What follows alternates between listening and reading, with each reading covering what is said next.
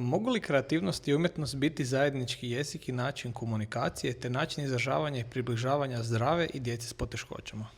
Da, da. Dakle, i kreativnost i umjetnost kao forma ispoljavanja, dakle, te kreativnosti su primarni procesi kod djeteta. Dakle, ono što prvo dijete radi, dakle, je igra se, kreće se, skače, puže. Onda u nekom momentu, dakle, počinje vući liniju na papiru. I sve se to događa, dakle, prije samog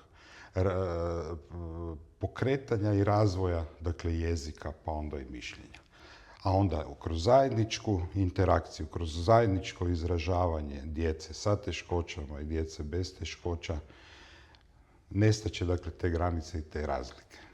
Prije upisa samog fakulteta edukacijsko-rehabilitacijskog bavio sam se, dakle, kazalištem, dramom i negdje je to tako spontano došlo, dakle, spoj toga, otvorila se mogućnost, dakle, preko mog profesora, dakle, da se to negdje spoji i da naprosto to pretočim, ta znanja iz dramskog odgoja koji je bio bazično za tipičnu populaciju, da naprosto počnem koristiti kod djece s teškoćama.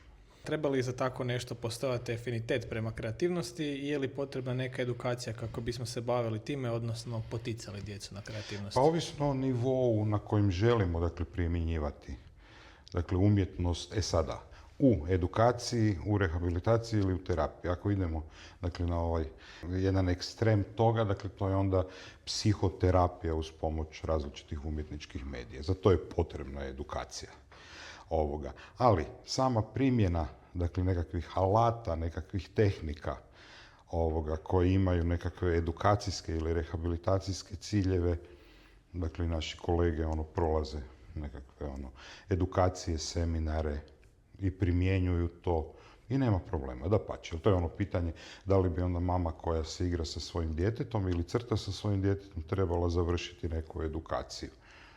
Ne bi. Da.